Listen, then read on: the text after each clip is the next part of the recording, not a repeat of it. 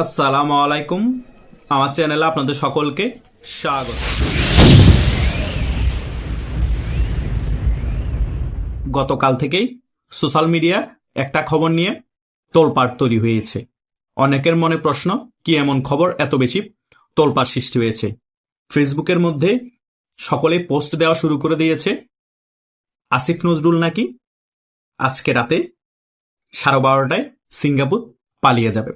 ব্যাপারটা কতটুকু সত্য কতটুকু মিথ্যা আমি 100% আপনাদেরকে বলতে পারবো না, কিন্তু বিভিন্ন সূত্রে অনেকে এটা বলা বলি করছে। কিন্তু এটা সত্য, নির্বাচন আজকে হয়ে যাচ্ছে। 12 তারিখের আগেই কিন্তু সকল উপদেষ্টারা লাল পাসপোর্ট জমা দিয়ে দিয়েছে। আমি এর আগে এটা নিয়ে ভিডিও করেছি এবং এক এক উপদেষ্টা এক এক দেশে পালিয়ে যাওয়ার জন্য আগে থেকেই বিমানের টিকিট কেটে রেখে দিয়েছে। আসিফ নজরুলও কিন্তু তার ব্যতিক্রম না। তিনি বিমানের টিকিট হয়তো কেটে আগে থেকে রেখে দিয়েছে। নির্বাচনের ফলাফল ঘোষণা হওয়ার পরপরই বা তার আগে অবস্থা যদি বেগতিক দেখে তিনি সিঙ্গাপুর পালিয়ে যাবেন। কেন এই ভয়টা সকল উপদেষ্টার মনে ঢুকে গিয়েছে? এর পিছনে অনেক বড় একটা কারণ আছে। অনেক উপদেষ্টা বিভিন্ন সময় বলতে দেখা গিয়েছে যে তাদের নাকি জানের হুমকি আছে। এই 12ই ফেব্রুয়ারি নির্বাচন যদি হয়ে যায়, 12ই ফেব্রুয়ারির পরে আওয়ামী লীগের অনেক শীর্ষ সন্ত্রাসীরা নাকি তাদেরকে টার্গেট কিলিং করবে, কারণ তাদের কাছে ক্ষমতা থাকবে না, তাদেরকে হত্যাও করতে পারে। আমার কথা হচ্ছে 12ই ফেব্রুয়ারির পরে বাংলাদেশে ক্ষমতায় আসবে বিএনপি। তাহলে টার্গেট কিলিং তো বিএনপি আপনাদেরকে করার কথা। আওয়ামী লীগ কেন আপনাদেরকে হত্যা নির্দেশ দিবে? আওয়ামী লীগ কেন আপনাদেরকে টার্গেট কিলিং করবে? এই একটা উসুলা দেখিয়ে তারা বিদেশ পালিয়ে যাওয়ার জন্য চেষ্টা করছে এবং বিদেশও পালিয়ে যাবে। বিদেশ পালিয়ে গেলে বলবে আমাদের জানের নিরাপত্তার জন্য আওয়ামী লীগের সন্ত্রাসীরা আমাদেরকে হত্যা করবে এবং উপর থেকে নির্দেশ দেওয়া হয়েছে 12ই ফেব্রুয়ারির পরে যাতে আমাদেরকে হত্যা করা হয়। এই সকল ফাও যুক্তি দেখিয়ে তারা বিদেশ পালিয়ে যাচ্ছে এবং বিদেশ পালিয়ে যাবে। ডাইরেক্টলি বলতে পারছে না যে 12ই ফেব্রুয়ারির পরে বিএনপি আমাদের উপর আক্রমণ চালাবে এবং বিএনপি আমাদের এই 16-17 মাসের যে পরিমাণ আমরা দুর্নীতি অনিয়ম করেছি সকল কিছু জাতির উদ্দেশ্যে তুলে আনবে এবং আমাদেরকে গ্রেপ্তার করে জেলে ভরবে আর কারো কাছ থেকে টাকা খেয়ে বিদেশ পালিয়ে যেতে সাহায্য করবে। এই সকল বিষয় না করে সকল কিছু আওয়ামী লীগের উপর দোষ চাপিয়ে তারা যাতে বিদেশ পালিয়ে যেতে পারে। এই সকল কিছুর মাস্টার মাইন্ড হচ্ছে আসিফ নজরুল। সে টেকনিক্যালি ভাবে সকল কিছু আওয়ামী লীগের উপর চাপিয়ে দিচ্ছে। সে যে পালিয়ে যাচ্ছে সেটা বলছে না, কারণ সকল কিছু দেশের মধ্যে যা ঘটেছে, টাকা পাচার থেকে ধরে এই টোকায় সমন্বয়গুলো যা ঘটেছে, সকল কিছুর পিছনে ডক্টর ইউনূসের পরে সবচেয়ে বেশি ইন্ধন দিয়েছে আসিফ নজরুল। এই আসিফ নজরুলই কিন্তু যখন এই আসিফ মাহমুদ যুব ক্রিয়া উপদেষ্টা হয়, এই আসিফ মাহমুদকে নিয়ে কিন্তু তিনি ফ্রান্সে গিয়েছিলেন, সুইজারল্যান্ডে গিয়েছিলেন। কেন গিয়েছিলেন? সেখানে এই আসিফ মাহমুদকে সুইস ব্যাংকে অ্যাকাউন্ট খুলে দেওয়ার জন্য। তিনিও খুলে নিয়েছেন, আসিফ মাহমুদকেও খুলে দিয়েছেন। এর পরবর্তী সময় আসিফ মাহমুদ দুর্নীতির অভয়ারণ্য গড়ে তুলে তিনি যে সকল মন্ত্রণালয়ের দায়িত্ব ছিলেন সব টাকা সুইস ব্যাংকে ট্রান্সফার করে। এই আসিফ মাহমুদের সাথে সাথে এই আসিফ নজরুলও টাকা ট্রান্সফার করে। কথা বুঝতে পেরেছেন? বিতর্গতভাবে সকল কিছু কলকাঠি নাড়িয়েছে আসিফ নজরুল। সেই কারণে আসিফ নজরুল এই সকল তথ্য বিএনপির কাছে আছে, হয়তোবা তার উপর একটা আক্রমণ আসতে পারে, সে কারণে সে তার জীবন রক্ষার্থে বিদেশ পালিয়ে যাচ্ছে। আর এই সকল বিষয় এখন ডাইরেক্ট বিএনপির উপর চাপাতে পারবে না বা পারছে না, সে কারণে আওয়ামী লীগের উপর দোষ চাপিয়ে দিচ্ছে। বিভিন্নভাবে নিয়ে বোঝানোর চেষ্টা করছে আওয়ামী লীগ 12ই ফেব্রুয়ারির পরে আমাদেরকে হত্যার নির্দেশ দিয়েছে, আমাদের জানা নিরাপত্তার কারণে আমরা বিদেশ চলে এসেছি। মানে একটা ইস্যু তৈরি করে রেখেছে, আমরা পালিয়ে আসিনি, আমরা নিজেদের জীবন বাঁচাতে বিদেশে চলে এসেছি।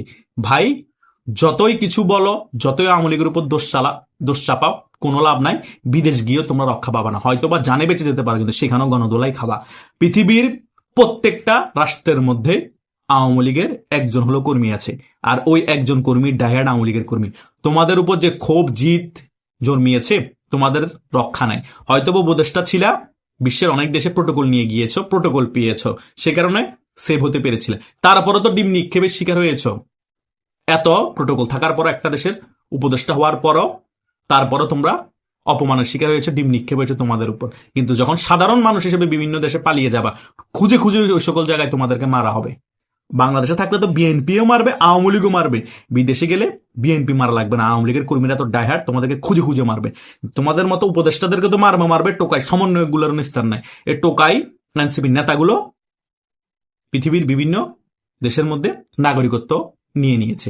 তারাও ভালো করে জানে যে আমাদের ছায়া যে সকল উপদেষ্টারা আছে তারা চলে যাবে, জামাত আমাদেরকে আর কতদিন সাপোর্ট দিবে।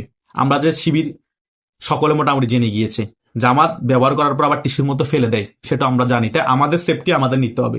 তারাও পালিয়ে যাওয়ার জন্য নির্বাচনের পরে তারাও ভিসা, পাসপোর্ট সকল কিছু রেডি করে রেখেছে এবং নাগরিকত্ব নিয়ে নিয়েছে। এই কালার একটা চট্টগ্রাম বিশ্ববিদ্যালয়, সেও নাকি চট্টগ্রামের আগ্রাবাদের একটা ভিসা সেন্টার থেকে ভিসা নিয়েছে দুবাই পালিয়ে যাওয়ার জন্য। সো আমাদের কাছে বিভিন্ন তথ্য আসতেছে, তো বিভিন্ন এনসিপির নেতারাও সকল টিকিট রেডি করে রেখেছে। অবস্থা বেগতিক দেখবে, সকলে পালাবে, উপদেষ্টারও পালাবে, তারাও পালাবে। আওয়ামী লীগ কোনো হত্যার নির্দেশ দেয়নি ভাই। আওয়ামী লীগেরও দোষ চাপাই লাভ না। 12 ফেব্রুয়ারির পরে তোমাদেরকে বিএনপি মেরে ফেলবে, বুঝো নাই? কাউরে জেলে ঢুকাবে, কাউকে মেরে ফেলবে। আমি আমার বিভিন্ন ভিডিওতেই বলেছি, যারা 1000 কোটি টাকার মালিক হয়েছে ফেফে ফুলে, যারা আঙ্গুর ফুলে কলা গাছ হয়েছ, যারা 200-300 কোটি টাকার মালিক হয়েছ, তাদেরকে ধরে ধরে বিএনপির নেতারা বান দিবে, বলবে যে টাকা দে, জান ভিক্ষা দিব। জান তো ভিক্ষা কেউ দিতে পারে না, আল্লাহ ছাড়া জান কেউ ভিক্ষা দিতে পারে না। হয়তো বলবে জান নিব না বা মেরে ফেলবো না, টাকা দে, বিদেশ পালানোর জন্য সহযোগিতা করব, না হলে সকল টাকা খেয়ে ফেলবো, মেরেও ফেলবো। এভাবে ভয় দেখিয়ে বা তাদেরকে অপশন দিয়ে আওয়ামী লীগ নেতাদের সাথে যা করা হয়েছে এদের সাথে তা করা হবে। কারণ বিএনপি 19 বছর ক্ষমতার বাইরে, অনেক উপোস, তারা পাগল পাগল হয়ে যাবে। আওয়ামী লীগ নেতাদের থেকে যা খাবার খেয়ে নিয়েছে এখন এই 16-17 মাসে, এই টোকাইগুলো যা কামিয়েছে, শিবিরে যা কামিয়েছে, জামাতে যা কামিয়েছে এবং উপদেষ্টারা যা কামিয়েছে, তাদের থেকে চুষে নিয়ে ফেলবে। এ সকল কিছুর ভয়ে তারা পালিয়ে যাবে, এই সকল কিছুর ভয়ে তারা বিভিন্ন দেশে নাগরিকত্ব নিয়েছে, আর দোষ দেয় আওয়ামী লীগের। আরে ভাই, আওয়ামী লীগ যদি তোমাদেরকে হত্যার নির্দেশ দিত, সকল কিছু প্ল্যানিং করতো, মেটিকুলাস ডিজাইন, তোমাদের মতো অনেক আগে তোমাদের একজন করে উইকেট পড়তো। এই হাদিকে আওয়ামী লীগ হত্যা করায়নি, হাদিকে জামাত শিবির হত্যা করিয়েছে। যতগুলো হত্যাকাণ্ড হয়েছে 5 আগস্টের পরে আওয়ামী লীগের কর্মী ছাড়া অন্য কেউ, সকল কিছু বিএনপি এবং জামাতের মেটিকুলাস ডিজাইন করে তাদের নিজেরা নিজেদের কর্মীদেরকে মেরেছে। আওয়ামী লীগ একটা মানুষকে মারা নাই। কথা বুঝতে পেরেছেন? আওয়ামী লীগ এই নোংরা গুপ্ত রাজনীতি করে না। আওয়ামী লীগ যদি সত্যি মারতো কাউকে, আওয়ামী লীগ দায় স্বীকার করতো, ডাইরেক্ট গর্ব করে বলতো হ্যাঁ আমি মারিয়েছি। আওয়ামী লীগের রাজনীতি এমনই, স্ট্রেট ফরওয়ার্ড। গুপ্ত বলতে আওয়ামী লীগের কোনো রাজনীতি নেই। তোমাদের মতো এই সকল গুপ্ত রাজনীতি করে আওয়ামী লীগ এত বড় রাজনৈতিক দল হয়নি। আওয়ামী লীগ বুক ফুলিয়ে রাজনীতি করে, দাপটের সাথে রাজনীতি করে রাজপথে আওয়ামী লীগ বাংলাদেশের সবচেয়ে বড় রাজনৈতিক দল হয়েছে এবং সবচেয়ে পুরনোতম বাংলাদেশের রাজনৈতিক দল। এটাই হচ্ছে বাস্তবতা, কেউ মানেন আর না মানেন। তাই হাসিম নজরুল যে পালিয়ে যাবে এটা আমরা আগে থেকেও জানতাম, এবং যত উপদেষ্টা আছে তারাও যে পালিয়ে যাবে সেটাও আমরা আগে থেকে জানতাম। কিন্তু তারা যে এভাবে জানের নিরাপত্তার কথা বলে আওয়ামী লীগ তাদেরকে হত্যার নির্দেশ দিয়েছে, এই সকল কথা বলে যে পালিয়ে যাবে সেটা জানতাম না। কথা বুঝতে পেরেছেন? তাই বিদেশ গিয়েও কিন্তু তোমাদের নিস্তার হবে না। আর আদৌ কি তোমরা সত্যি পালিয়ে যেতে পারবা কিনা সেটারও নিশ্চয়তা নাই। বিএনপি চাইলে এয়ারপোর্টে কিন্তু ব্লক করে দিতে পারে। এখন কিন্তু বিএনপি সকল কিছু নিয়ন্ত্রণ নিয়ে ফেলেছে, কারণ বিএনপি সরকার গঠন করছে, এটা মোটামুটি 100%। তাই দেখা যাক এরা কি আদৌ পালিয়ে যেতে পারে নাকি বিএনপি এয়ারপোর্ট বন্ধ করে এদেরকে কর দিয়ে দিবে। আশা করছি সকল বিষয় বুঝতে পেরেছেন। আপনাদেরও যদি কোনো মতামত থাকে কমেন্ট করে জানাতে পারেন। ধন্যবাদ সকলকে।